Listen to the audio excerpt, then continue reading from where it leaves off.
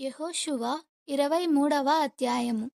చుట్టూనున్న వారి శత్రువులలో ఎవరునూ వారి మీదికి రాకుండా యెహోవా ఇశ్రాయేలీయులకు నెమ్మది కలుగజేసిన మీదట అనేక దినములైన తరువాత యెహోషువ బహు సంవత్సరములు గల వృద్ధుడాయెను.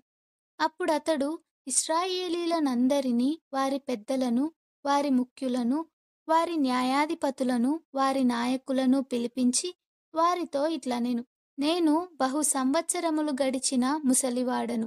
మీ దేవుడైన యెహోవా మీ నిమిత్తము సమస్త జనములకు చేసినదంతయు మీరు చూచితిరి.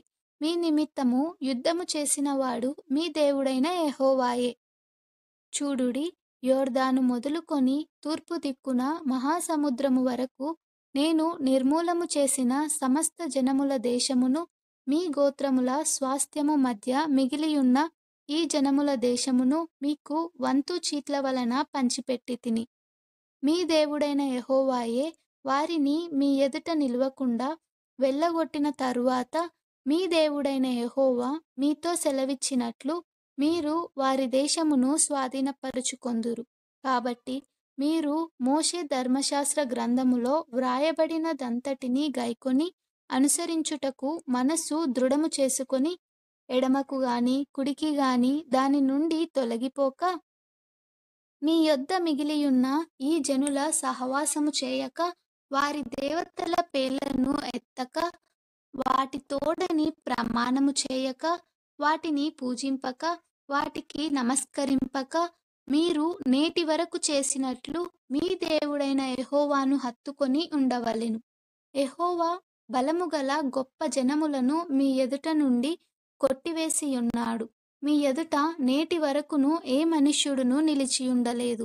మీ దేవుడైన యెహోవా మీకిచ్చిన మాట చొప్పున తానే మీ కొరకు యుద్ధము చేయువాడు గనుక మీలో ఒకడు 1000 మందిని తరుమును.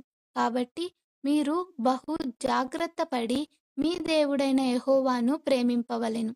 అయితే మీరు వెనకకు తొలగి మీ యొద్ద మిగిలియున్న ఈ జనులను హత్తుకొని వారితో 1000 మంది, వారితో మీరును మీతో వారును సాంగత్యము చేసిన ఎడల మీ దేవుడైన యెహోవా మీ ఎదుట నుండి ఈ జనములను కొట్టివేయుట మానును. మీ దేవుడైన యెహోవా మీకిచ్చిన ఈ మంచి దేశములో నుండకుండా మీరు నశించు వరకు వారు మీకు ఉరిగాను, బోనుగాను, మీ ప్రక్కల మీద కొరడాలుగాను, మీ కన్నులలో ముల్లుగాను ఉందురు. ఇదిగో, నేడు నేను సర్వలోకుల మార్గమున వెళ్ళుచున్నాను. మీ దేవుడైన యెహోవా మీ విషయమై సెలవిచ్చిన మంచి మాటలన్నిటిలో ఒక్కటి అయినను తప్పియుండలేదని మీరు అనుభవపూర్వకముగా ఎరుగుదురు. అవి అన్నియు మీకు కలిగెను, వాటిలో ఒక్కటి అయినను తప్పియుండలేదు. అయితే మీ దేవుడైన యెహోవా మీతో చెప్పిన మేలంతయు మీకు కలిగిన ప్రకారము మీ దేవుడైన యెహోవా మీకిచ్చిన ఈ మంచి దేశములో నుండకుండా ఆయన మిమ్ము నశింపజేయు వరకు యెహోవా మీ మీదికి కీడంతయు రాజేయును.